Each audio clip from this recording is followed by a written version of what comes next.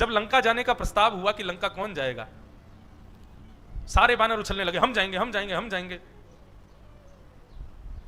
सबसे पूछा गया, हाँ भाई तो तुम कैसे जाओगे? बोले मुझे थोड़ा रेस्ट कर करके जाना पड़ेगा, इतने किलोमीटर बाद रुक जाऊंगा, फिर जाऊंगा, फिर रुकूंगा। बोले तुम्हारे लिए बीच में क्या कुर्सी लग रही है समुद्र में, तुम वहां रुकोगे?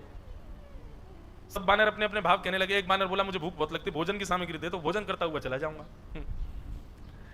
अंगद जी महाराज बोले मैं चला तो जाऊंगा, लेकिन लौट के आने में मुझको थोड़ी सी अपने ऊपर आशंका लग रही है। वाल्मीकि रामायण में श्री वाल्मीकि जी वर्णन करते हैं, तभी श्री राम जी ने देखा कि सारे बानर जो आगे आगे उछल रहे थे, हमको भेजो, अपनी अपनी पराकाष्ठाएं बता रहे थे, अपनी योग्यताएं बता रहे थे, राम जी ने उनको स्वीकार नहीं किया। तो बोले समुद्र की तरफ मुख करके एक चट्टान पर एक बानर बैठा है, कौन? श्री हनुमान जी महाराज। सौम्य सरल और बिल्कुल मानो जैसे मुझे कुछ आता ही नहीं है, मैं तो उसका ज्ञाता ही नहीं हूं, मुझ में इतना बल ही नहीं है।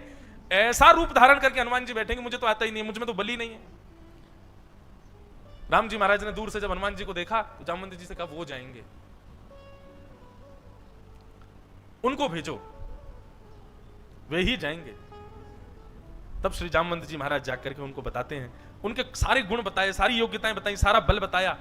हनुमान जी महाराज तब तक भी हिले नहीं, लेकिन जैसे ही कहा अगर तुम करके ये कार्य लाओगे तो राम जी का ये कार्य संपन्न हो जाएगा, राम कार्य संपन्न होगा मेरे करने से। तुरंत महाराज प्रचंड रूप धारण कर लिया हनुमान जी महाराज ने, और जैसे ही महाराज एक पर्वत के समान रूप धारण कर लिया, जामवंत जी से कहने लगे क्या करना है, तुरंत आज्ञा करिए, समय नहीं है मेरे पास में, बताइए मैं क्या करके आऊं।